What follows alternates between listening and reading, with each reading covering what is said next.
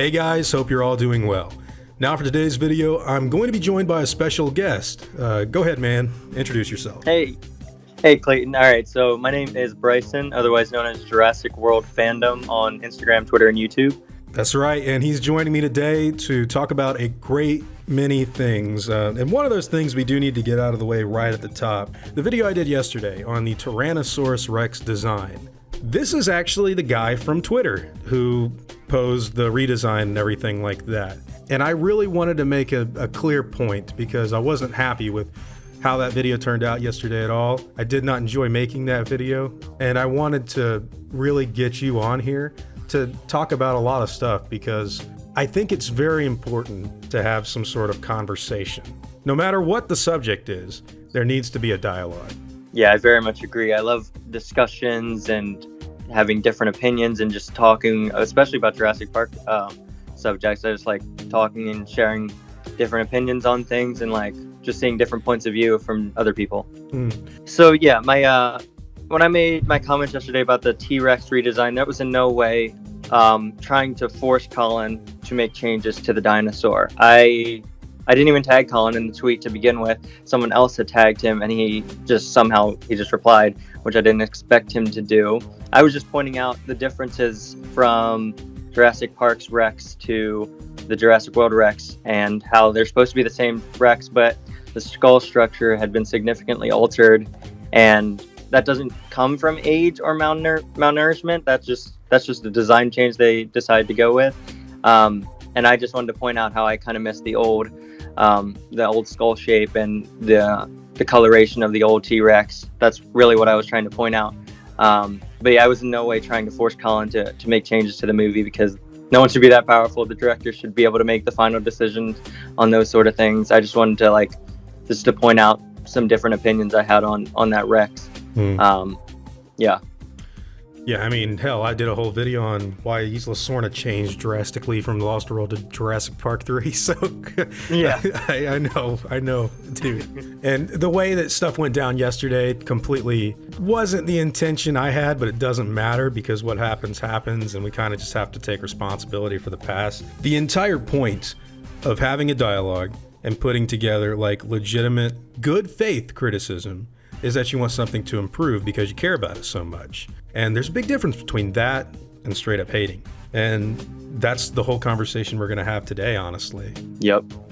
We love the franchise very much, and we only want the best for it. And we're not haters just because we have different opinions. We just want the best for the franchise.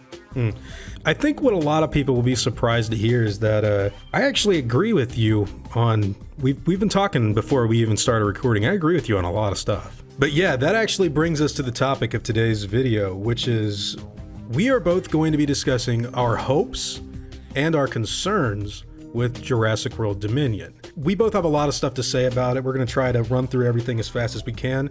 The point of the video is to do nothing but improve the quality of the film that has obviously been compromised by the entire situation that's going on right now. The production's been shut down. We don't know when it's going to start back up. Hopefully soon. But I mean, also, hopefully we can go outside our houses and do normal stuff again. Exactly. So with all this downtime, I see no issue with going into everything that we want to see in the new movie, everything we don't want to see in the new movie, everything that we would like to see integrated into the film in some way, shape, or form, and not necessarily a straight up demand or a list, but just, like I said before, good faith criticism. One thing that Colin Trevorrow and all the team does over at Universal, Colin Trevorrow he does listen. He listens to everything people throw at him, which I think is both a blessing and a curse. And I'll talk about that a little bit here because there's some stuff that I think has gone really well. Like, for example, one of my biggest problems with Jurassic World was that there was not that much animatronics. And in my opinion, the best shot in the movie, as far as realism goes, was the dying Apatosaurus. And guess what? That was an animatronic. So, I mean, yep. That right there, Colin pushed really hard to get those practical effects in the movie. And I know he got fought on it a lot. Eventually Colin was right. It's what a lot of people said they wanted. So Fallen Kingdom used a lot more practical effects. That critique, that good faith criticism saying, hey man, we'd love to have more practical effects in these movies because they look better when you go to high res them in sort of a new release. Maybe the pixels aren't 4K on an old CG model or something, but that animatronic you shot on film can be up-resed. So let's do that, and it'll make it look good forever. And if you go back to the Jurassic Park series, most of the animatronics, when I say that, I mean like the first 3 movies, not all, but most, like the T-Rex attack on the trailers, that looks incredible. Just don't look behind them because you'll see the animatronic like gears and stuff. Exactly. But I mean, the skin and everything looks great. So that was an example of good faith criticism working out well for these movies. Wait, hold on. Before you move on to the bad one thing, if they do use animatronics, I just don't want them to paint over every single one with CGI because they did that a little bit in Jurassic World. And it worked out in some shots, and sometimes it didn't. I just, if they're gonna spend that much money on an animatronic, I think they should keep the animatronic as the shot and not try to alter it at all. But sorry, I didn't mean to interrupt. No, I agree with you, especially on. They did that a lot for some of the Indoraptor stuff, and the Indoraptor did look good. In the trailer, how it looks different. Right. You see the animatronic, and then you see the CGI. See, I have a theory that they tried to. I don't know if I'm right, but the way that animatronic looked, where it was like sickly and its scales were falling off, and there was like, I have a feeling they were, because I know that they had to edit a lot of stuff out of that movie in Italy. I think they might have been worried of an R rating, and because like in Italy, and I know they had to cut like Eli Mills and Ken Wheatley's deaths out completely. Which sucks, by the way. I mean... Yeah, it does. But, like, I agree with you. So, but animatronics, like, that's one example of good faith criticism helping these movies. One example that did not work, in my opinion. Zara?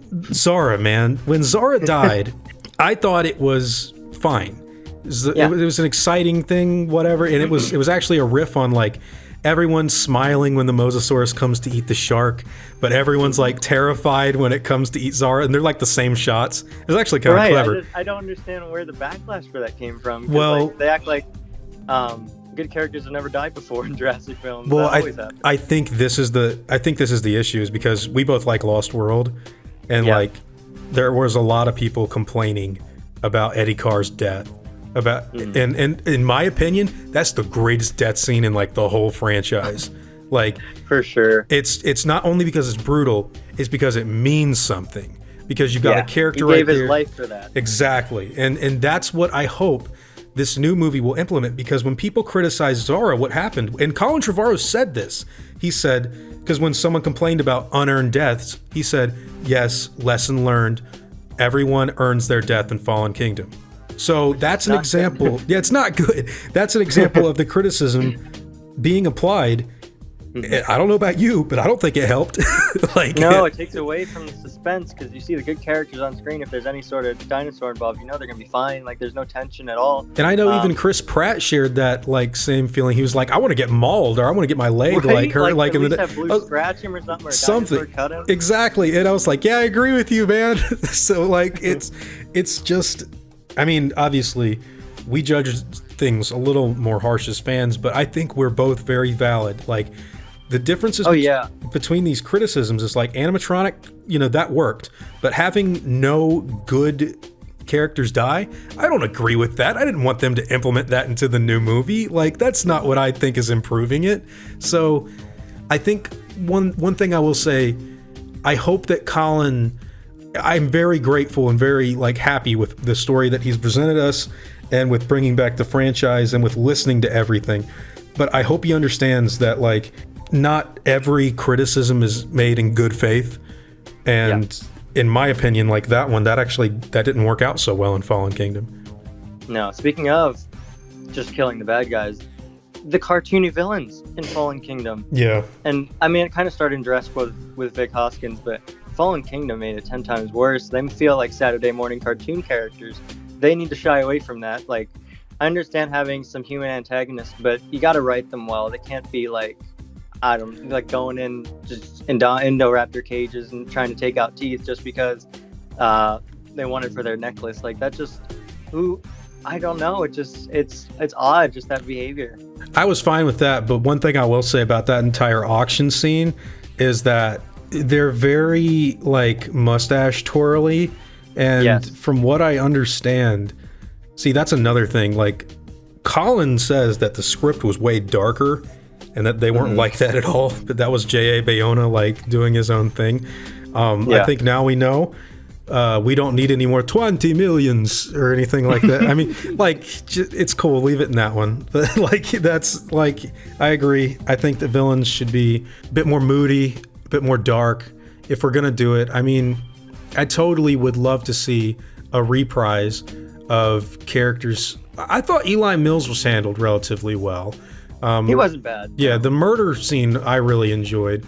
Because it made me think of, like, imagine if Peter Ludlow like smothered John Hammond to death like a pillow. Yeah, exactly. Like, While he's in his mansion. Yeah. I could probably see that happening, honestly. Yeah. So I'm into that because it's a bit more dark, but it's also a bit more. I don't want to use the word believable, but I can believe it more than like some guy with like a white beard and a cowboy hat, like looking at the dinosaur to buy. It's kind of like, where are you even from? But he rode up from Texas. He's like, I'm getting the biggest. I'm getting me an Indoraptor now, sonny. Yes, sir. Yeah. But yeah, I agree with you there too. And I think that would be good faith criticism. I think that and I think it's nothing but an improvement. And I do honestly believe that, like, look, these movies all feel vastly different from each other. I know people out there don't like Lost World because it's so dark, because it's so mean, and because it's so sarcastic. But what you find out actually from a lot of different opinions is that if they don't like that movie, more than likely they liked the San Diego incident, because that was like, I love that scene. I do too. And I'm and you like the movie too, right? Yeah. Yeah. I don't understand the backlash for that scene, because that's where the franchise should have gone a long time ago. Part 3. Yeah. It should have gone to the mainland, which is what they planned to do. We should have been there by now. I don't think we needed a whole new trilogy to get to the mainland. I think you could have started with dinosaurs appearing on the mainland, and that could have been the start of the trilogy. Yeah, but I don't think it would have made as much money. Like, to tell you the truth. Probably not. Because everyone wanted to see the open part, which I'm glad we did get to see. Yeah, I've thought about that. See, there was a script. I don't know exactly what it was, but there was an idea for a movie where this is before Colin Trevorrow, but where they were going to go to Nublar and retake the island from the dinosaurs. I think their concerns with that was, like, at that point Jurassic Park was kind of a joke. If you remember, this was around the time Jurassic Park, the Telltale game, came out, and the Dino Crisis roar was used in the trailers, and like the people that made the game were like giving it good reviews on Amazon and stuff, and they got caught. So it just wasn't a good image. But what is your biggest hope for Jurassic World Dominion? It can be anything. It can be a directing style, it can be a dinosaur design, it can be some sort of plot line, whatever that might be. What is the one thing you hope for the most in this next movie? And also want to know why. Yeah, definitely. My main hope for this movie is to be a very satisfying conclusion to the 6-film arc that we've seen over the Jurassic films. I want to make sure that this script that Colin and Emily have written is the most, as good as it can possibly be. I want the dialogue to be really good too, especially with the original cast members. I just want to make sure that this film is good. I want to make sure this film is, if this is the film Colin wanted to make, I want to see how well it possibly can go. I agree with you completely. And speaking of the dialogue, that's actually been like one of my main myths about the last couple of movies. And when I say couple of movies, I mainly actually mean Battle of Big Rock and Fallen Kingdom. To me, the introduction of Zia Rodriguez and Franklin Webb, where they're just like, what's your job again? You plug in chords. Don't like any of that. Or the dude, I'm a doctor. I actually, Daniela Pineda, I thought she was quite good in the movie. I thought Franklin, she was good. It was Franklin that was the issue, and I have nothing against Justice Smith. I think he's a really good actor. Right. I love the stuff he's in. It's just his writing and the way he was acted. Like he was trying to be.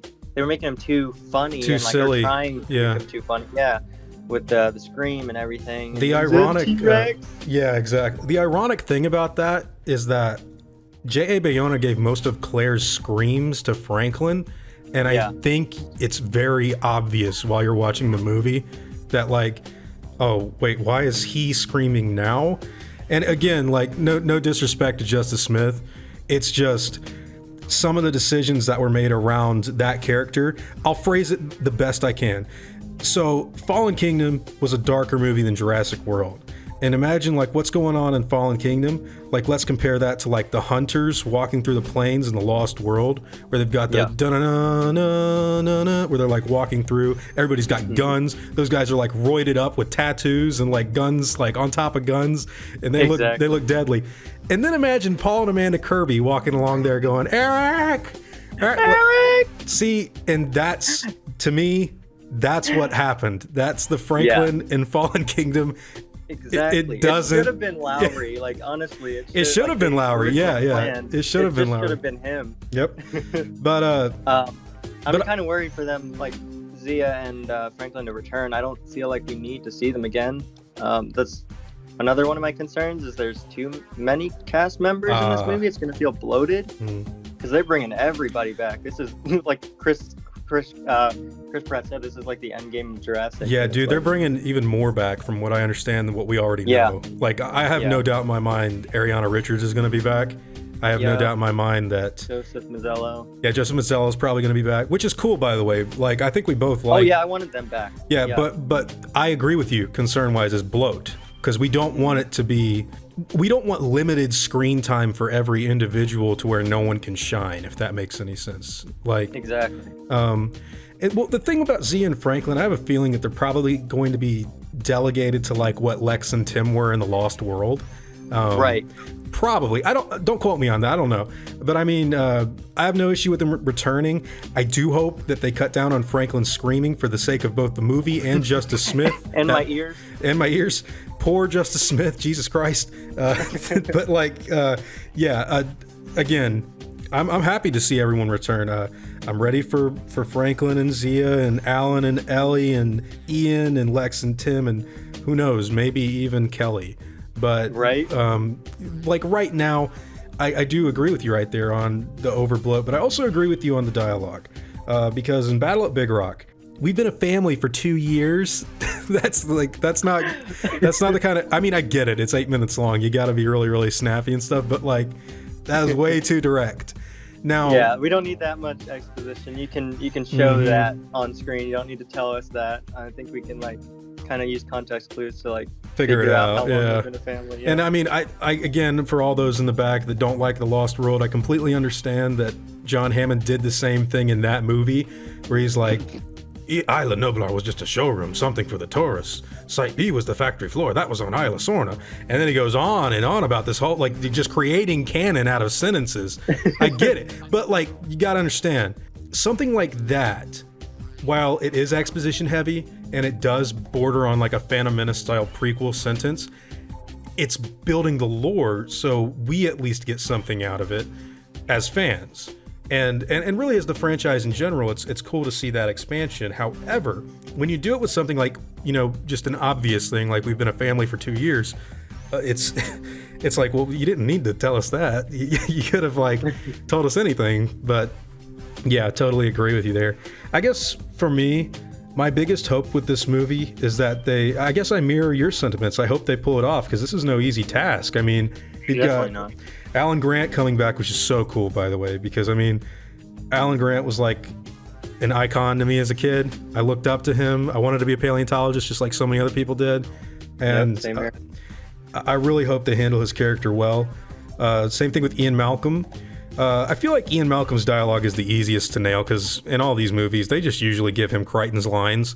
And yeah, that's like, perfectly fine. Yeah, it's perfectly fine with me too. So, Ellie, I'm very interested to see what they do with Ellie Sattler, or is it Ellie Degler now, or is that not a thing anymore? Is Charlie going to be in this movie?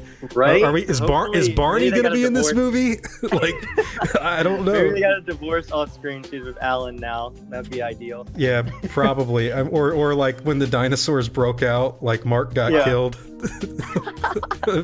I don't know, but like I'm very excited and interested to see what they do with Laura Dern's character. But yeah, my biggest hope is just that they pull this off and have it be as original and as exciting and as interesting as it can possibly be, because I feel like if they do that, we could very well be looking at 6 films that cohesively fit together well, but also tell an engaging story that isn't, what's the word I'm looking for? Doesn't fall to pieces, so to speak. One thing I'll add this to, in some way, shape, or form, even though Jurassic Park 3 is undoubtedly my least favorite film in the franchise, I would so much like for them to integrate that movie into this new one in order to help it, to make it feel like it fits with all of the other movies, because I feel like it deserves that respect. They need to mention Sorna at some point, at least once, because they have like avoided that so many times. Right, and I totally agree with you there, and I think that they will. I don't know how. Like I can't predict like exactly how Isla Sorna will fit into everything, because currently, I mean, I know why they didn't mention it in Jurassic World, and I know why it was only one mention in Fallen Kingdom is because of The Lost World and Jurassic Park 3's critical and fan reception. I know a lot, like we both love The Lost World, but like people older than us, and even some people that are younger than us, they just don't agree. But now, there's no excuse. Fallen Kingdom got mixed reviews too.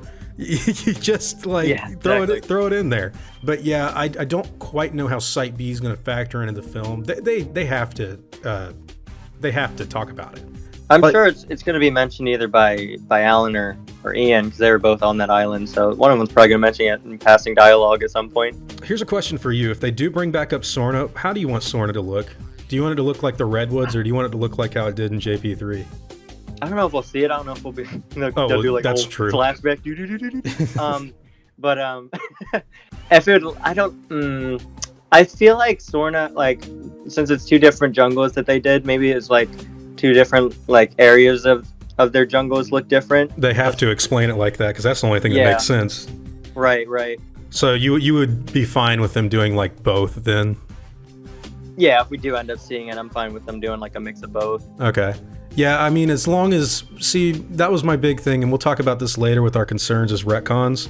All these movies retcon so much, and when Site B got retconned into what it was in JP3, especially after reading the script and knowing that they were supposed to be in the same places they were at The Lost World, kind of broke my heart a little bit, but... Exactly, completely different look. That brings me to my concerns, is just like retcons, man. Retcons are fine when done properly. The biggest retcon that they've probably done in the entire franchise is introducing Site B, but Site B's origins were in the second book, so it wasn't like it was totally out of left field. It didn't make the most sense for people that were going in expecting Nublar, but at the same time, there was a source material reference for it. So I think that stuff like that, it's cool. I mean, they did the same thing with Benjamin Lockwood, where it was like John Hammond's partner. He just came out of nowhere. Yeah, it's the same. Yeah, he came out of nowhere. But that's one thing I do want to say. Can we please minimize that in this movie? Because we've got 5 movies and a short film where like we know what's happened before. So I don't think it's really necessary to add some sort of other original thing from the past, like, oh, this is John Hammond's brother, Albus Dumbledore, or something. It's like, what?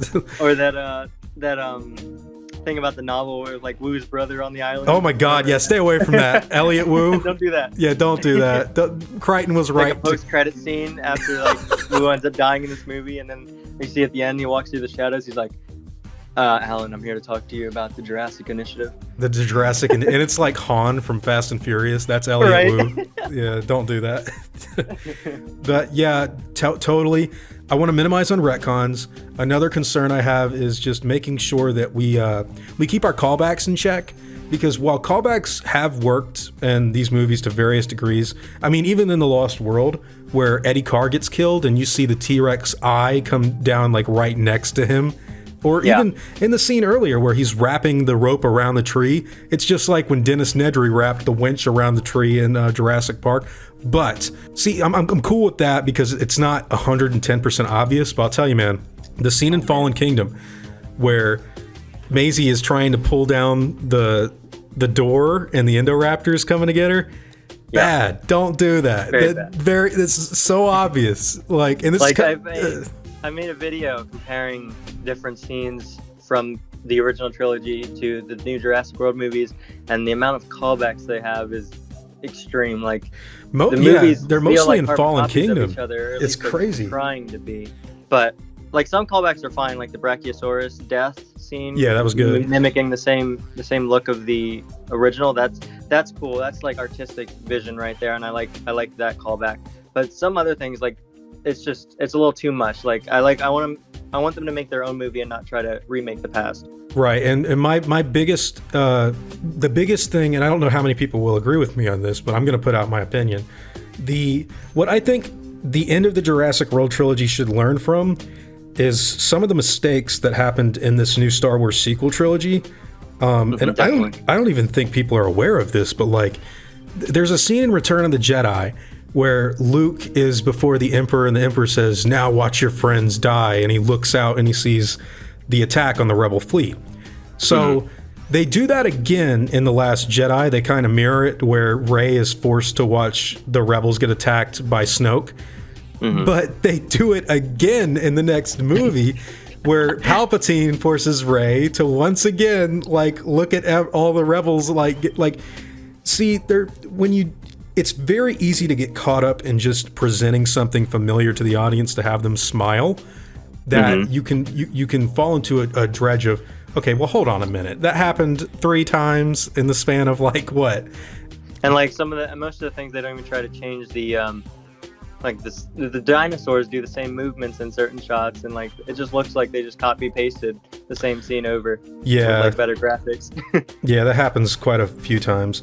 Speaking of the dinosaurs, one of my hopes for this next movie, Battle at Big Rock, in my opinion, the dinosaur behavior in that film, as well as the dinosaur redesign of the Allosaurus, which is a huge improvement over the Allo from Fallen Kingdom. I don't know if you agree with me on that, but I do agree. It definitely does look better. It's not my ideal look for it. Like, I think it could be more improved, but I think it's definitely an improvement from Fallen Kingdom's look. Right, and from what, I don't know if you've heard similar things, but from what I've heard is that paleontological accuracy is supposed to be a bit of a higher standard in this next movie. So definitely, because they're probably, I don't know for sure, probably going to have some other genetics companies making dinosaurs, whether that be Biosyn or something else. Let's hope it's Biosyn. That'd be awesome. Oh, I hope so. Those dinosaurs might be more scientifically accurate, which I think is the way to go. If you want to introduce like feathers and things like that, you don't have to change old designs. You can just make another genetics company make their own dinosaurs that are more accurate. Yeah, I'm excited for that because, I mean, we're like wildly speculating here, but we're pretty sure this is what's going to happen. I mean, like, yeah, I'm very excited to see that because what we've got in Jurassic World Fallen Kingdom, just taking the Allosaurus, for example, is a dinosaur with pronated wrists. It's got no feathers. It's kind of iguana-esque, and it doesn't look identical to what I would believe an Allosaurus to look like. Now, we learn later on that it's a juvenile and that it would grow and blah, blah, blah, but bottom of the line, Big Rock. They've got the wrists fixed in the proper position. From what I understand, you might know better than me, the skull shape of the Allosaurus, completely different, right? Very different. It's more accurate to the fossil skull, a little bit off, like it's more squared than it is in real life. But for the most part, it's more accurate. Yes. Yeah, I looked at that and I was like, now that I can see being an Allosaurus, and the way it behaved, by the way, too. Oh yeah, animalistic for sure. Trying to eat the baby, that was awesome. Yeah. I love that. That was like the most suspense I felt in any of the previous Jurassic World movies. That shot alone, I was like, holy I can't even curse. I was like, wow. I was like, wow. That thing, like, my God. Yeah, it got to me too, man. I mean, you kind of know in the back of your head they're not gonna kill the baby, but like, you want you want it to be a little dark. I gotta say, I agree a lot. And by the way, another thing about Battle at Big Rock, because I was talking with Bryce about this earlier, is when Colin Trevorrow came on to do Jurassic World, the first Jurassic World, the one that made all the money and brought everybody back into the franchise and everything like that. That movie was his second movie he'd ever done. So exactly. I personally believe first time he's worked with a big budget and worked with CGI dinosaur or CGI in general. So it was going to be a bit dodgy because it's his first time doing that. Well, I just think he's improved. Like, the way Battle at Big Rock looks, the cinematography of it, the way the dinosaurs behave, and like, I guess, I mean, there's probably a lot of factors that go into this. They're wild animals now instead of being animals just sit around all day in a park. But the CG just looks, it looks more better. Convincing. That was helpful because it was at night more, but even then, like, I don't know, I loved the way ILM designed those dinosaurs. They felt more animalistic, like I said that earlier, but they just felt more like classic Jurassic Park, especially the new Nasutoceratops. They looked really good. Yeah, it's a great new design, isn't it? It's a cool ceratopsian. I think, for my personal like viewpoint, the implementation of how they used animatronics in Battle at Big Rock, I thought was also very good. I would love more animatronics to be used in the next movie. I agree. I want them to try as much as they can to go back to the way they used to do it, where close-ups and interactions with physical dinosaurs is animatronics, and then more like faraway shots or action shots are CGI. That way it feels more real when you're seeing a dinosaur up close, instead of, like, they tried to do that with the T-Rex in that one shot in Jurassic World where she's staring at Blue, and it just comes off as odd. Yeah, you're used to looking at an animatronic up that close and not a CGI model, so it just looks a bit dodgy that way. See, that's exactly what I'm getting at, because that shot of the T-Rex where it's looking straight at you in Jurassic World, to me, just everything about that shot, I know immediately, not a real T-Rex. CGI. Yeah, it's CGI. Battle at Big Rock was a big, it came a long way into where, like, yeah, he's coming into it. That's awesome looking. I'm so happy to see that. But also on top of all of that, I do think that in general, animatronics for the next movie, I really do hope get implemented. What's the word I'm looking for? I guess realistically, tastefully. It's not Neil Scanlon's team this time around. It's the guys that did Dark Crystal, so no shade at them. I just hope it doesn't look like Kermit the Frog. that's all. I have the Rex. Kermit the Rex, yeah. He's green this time now. He's green. Yeah, but do you share like my sentiments there as far as Yeah, I very much do. I feel like more animatronics, if they can. They got the budget for it. Both Jurassic movies have made $2 billion combined, so they've got the budget for it. Yeah, totally. Fans know that the dinosaurs look better when they're actually there, and it's weird because sometimes the Jurassic World CGI, like, it's stellar. The Indominus and the Indoraptor, they look photorealistic as CGI. Same with the Carnotaurus, and that one shot of, I believe it's Delta, when she's like hissing at Owen and Claire and all them in that circle. That shot looks animatronic too. I don't know if that's because different VFX houses are working on different shots, but I don't know. Like, some of the CGI is like inconsistent. Like, either it looks really good or it looks really bad. I think what happens, you are right. Like, there are different VFX companies working on different stuff. Like the T-Rex at the beginning of Fallen Kingdom, in my opinion, is the best the T-Rex looks in that really entire movie. And that was an ILM. I think that was the pirate one. I don't remember the exact name. Sorry if you work for that company. That's one thing that I think goes into it. I also, and this is not a conspiracy theory, I do think this is true. I've talked to a few people. I think Star Wars actually ate up a lot of the A team when it came to like a lot of VFX artists in ILM, which screw Star Wars for that. We should have gotten them. But I mean, I do think that the VFX are very important. I would love for them to be stellar all the way through. Because I agree with you. There's some shots where they do look damn good, and then there's other shots where they're, like, for example, Blue, when she snarls when she snarls, like, because we've seen that in Jurassic Park, the snarl with the animatronic. And it was an animatronic. Like, miles better. Yep. It's like, holy shit. Yep. I can't even curse again. Yep. You're good. I mean, I agree with you completely. And it's I guess, I mean, obviously we've been growing up with these movies, so our eyes are immediately going to focus in on stuff like that. But it's true. Right. It's true. I mean, like, I do hope that if they ever try to do close-up shots like that, like, say, Grant's face right next to a velociraptor smiling, like how it's looking in through the door at him in the first movie before it tries to open it, should always be practical. It should always be a practical effect. I'm cool with whatever they decide to throw at us as far as dinosaur interactions with not only our real world, but how about real animals in the world today? Like, there's a cut scene from the Jurassic World script where one of the deer on Nublar is just kind of grazing there, and you see a Microceratus just kind of walk out right next to it. And it's this weird juxtaposition of like a modern day animal and a prehistoric creature. And I'd love to see, yeah. That's what I'm excited for, because I don't know if you know about my novel, The Dark Continent, Jurassic World. I know all about it. Yeah, I know also, by the way, there's some guys... I have all those kinds of interactions in that book, just the idea of seeing how dinosaurs and animals would interact and like how much they would tip the balance of the food chain just being in our world again.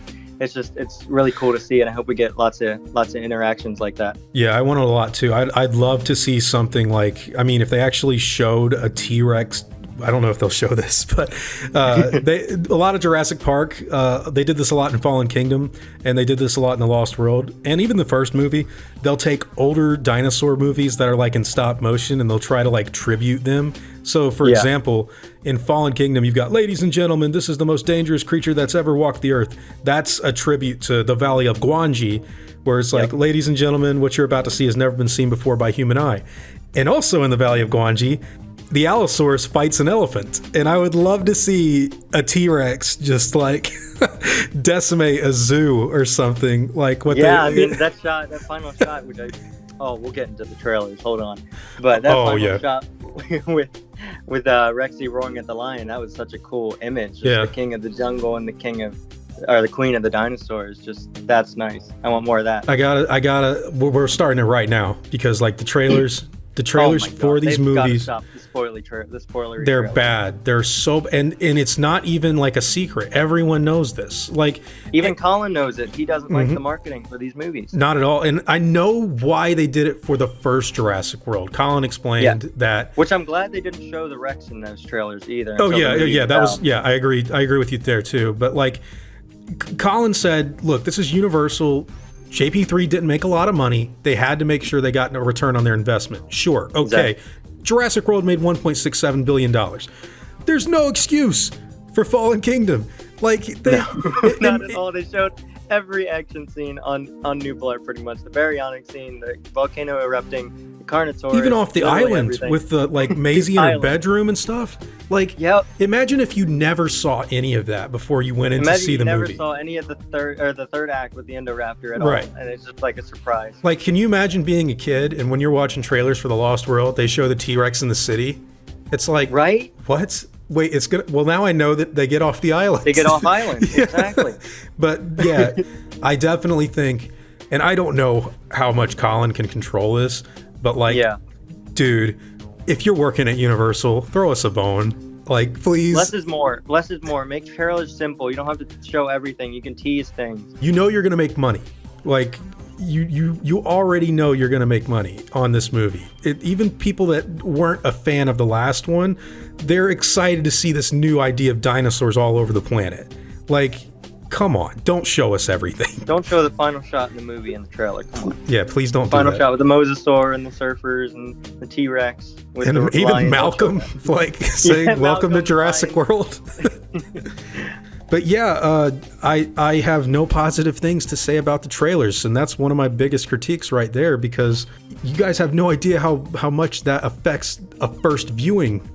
Like, that's, you go in, you're like, well, I've already seen this movie. I remember walking out of Fallen Kingdom, and I was like, well, that was cool, but I'd already seen that. Like, right. So yeah, just agree completely there. Any other hopes or concerns that you have?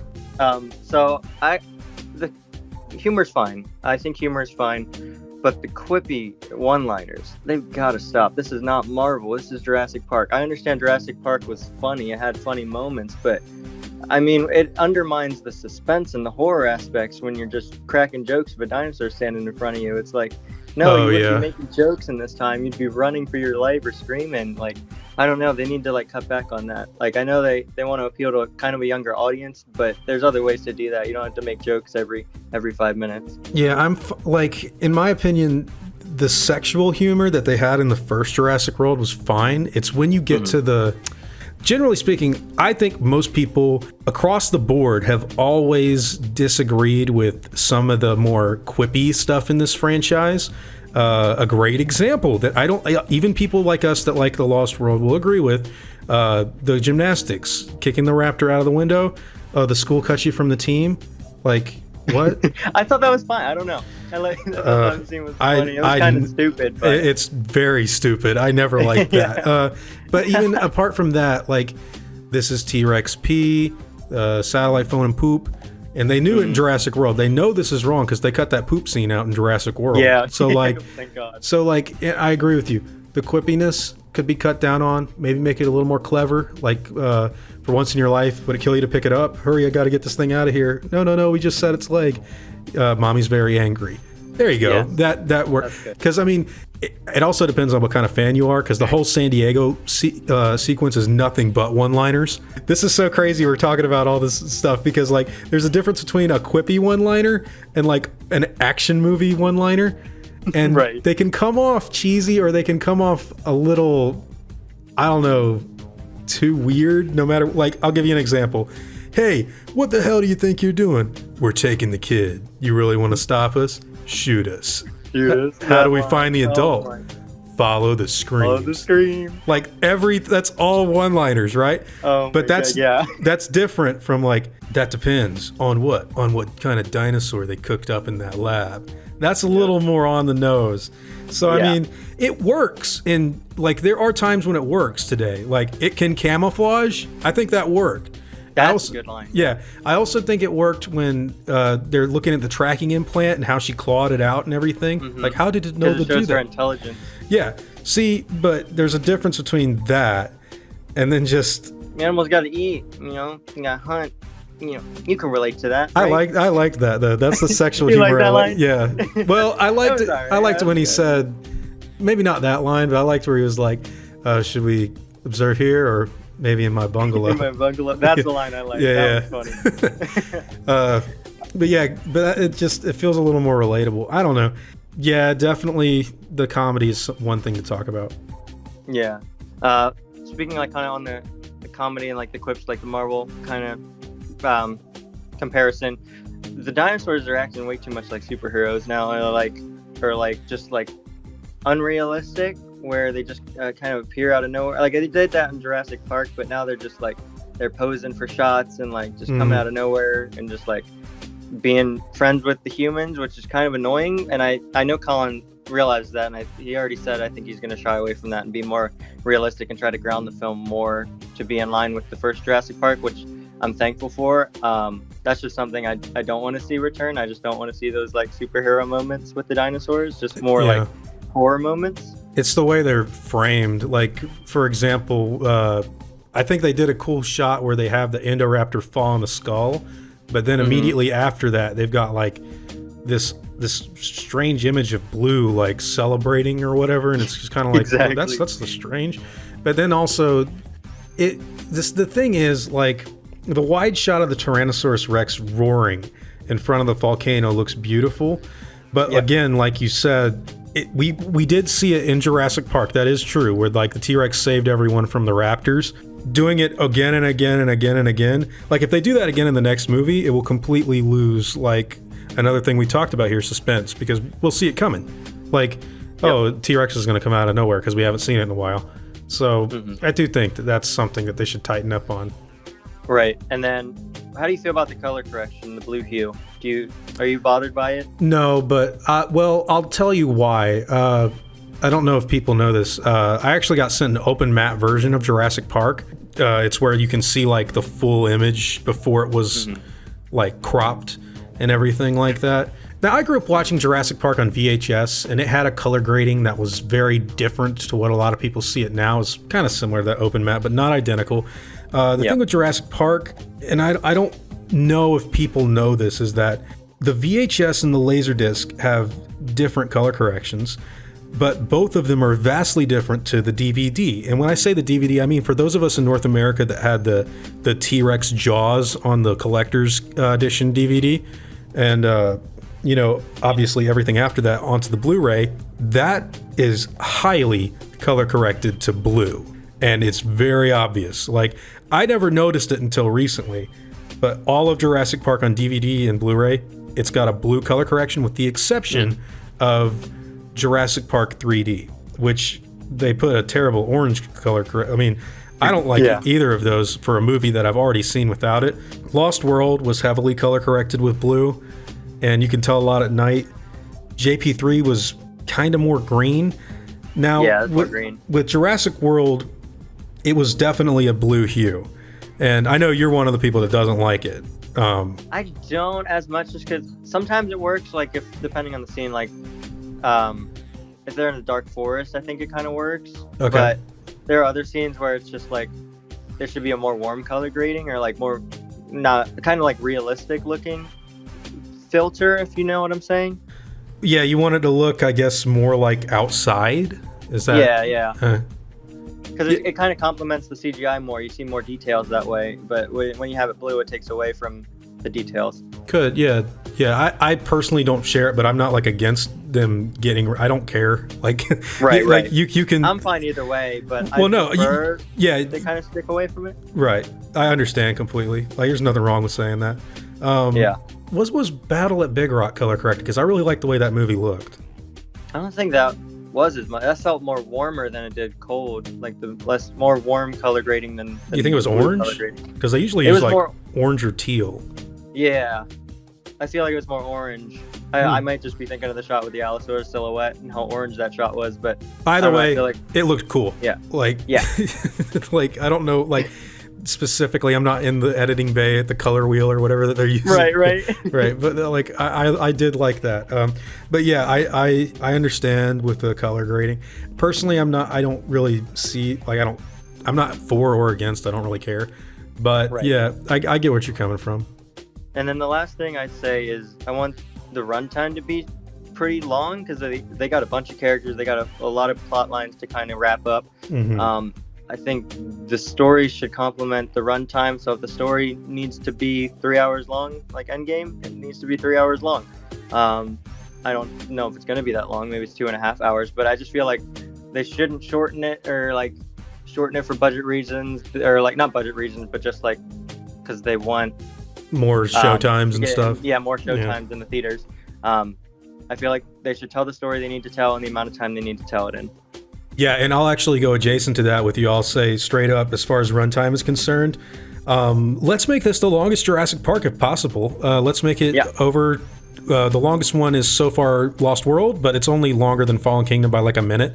So let's make it like substantially longer. Let's make it like 2.5 hours, 2 hours 40 minutes. Which, by the way, that's how long both Lost World and Fallen Kingdom were until they took the scissors to the tape and started cutting out a bunch of scenes. So definitely I don't know if it would ever get 3 hours, but the reason I think it should be a substantially longer film is and this is wrapping like everything up, is like you got to tie it back to the whole franchise as a whole and make it seem like a cohesive final story.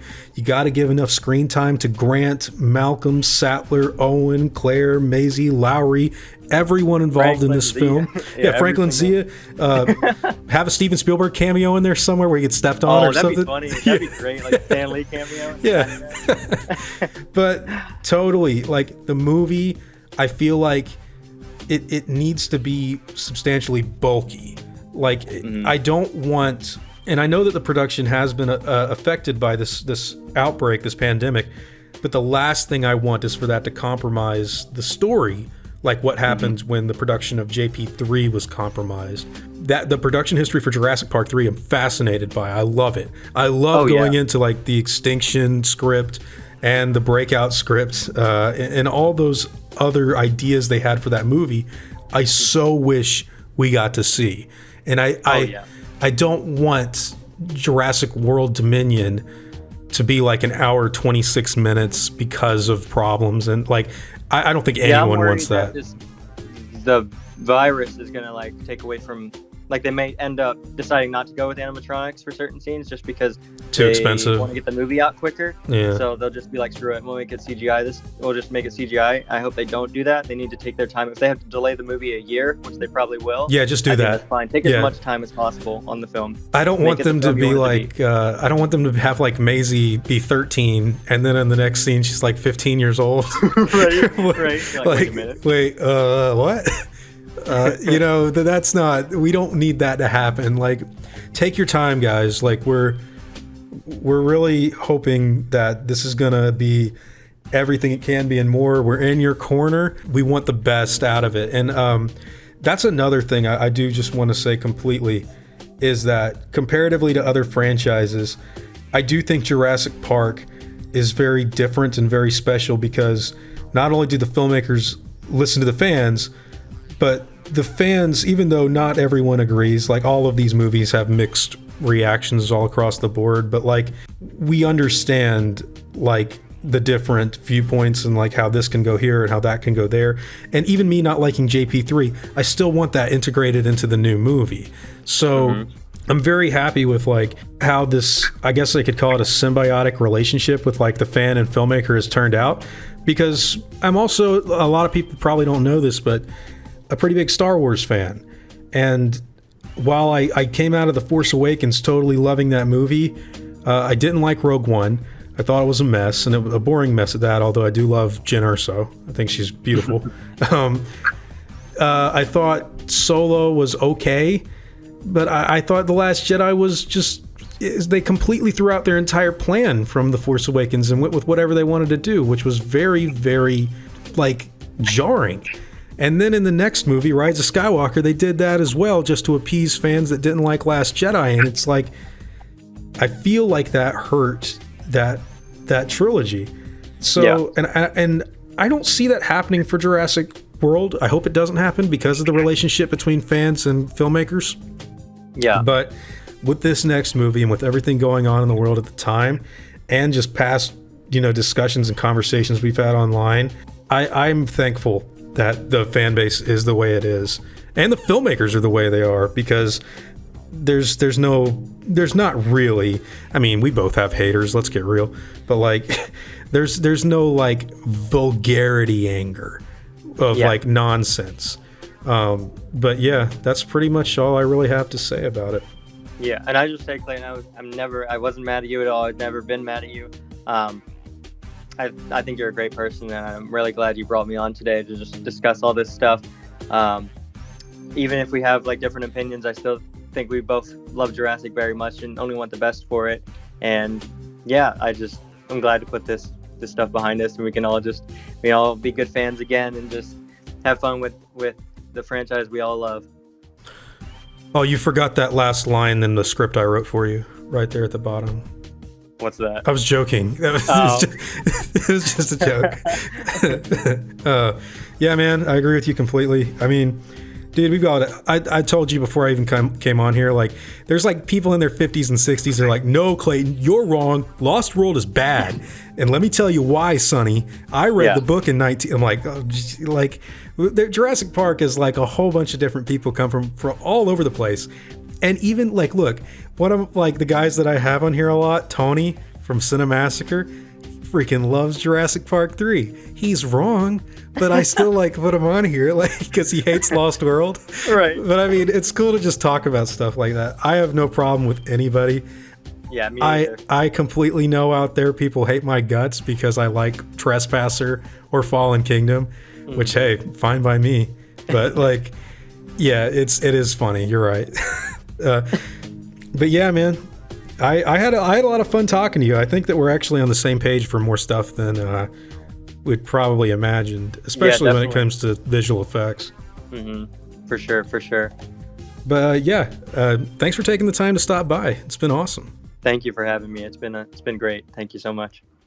Now, before I go, I'd like to thank all of my game wardens, as well as all of my InGen executives. I'd also like to thank all of my park workers and InGen hunters as well. Guys, it seriously means the world to me that you all continue to support what I do, and I never want you to ever forget that. Now, I'd like to thank you all for watching today's video, and hope that you all enjoyed the content. If you feel like I deserve it, I'd appreciate the like and hope that you'll consider subscribing if you're interested in hearing from me again. I'll see you all in the next video, guys, and as always, take it easy.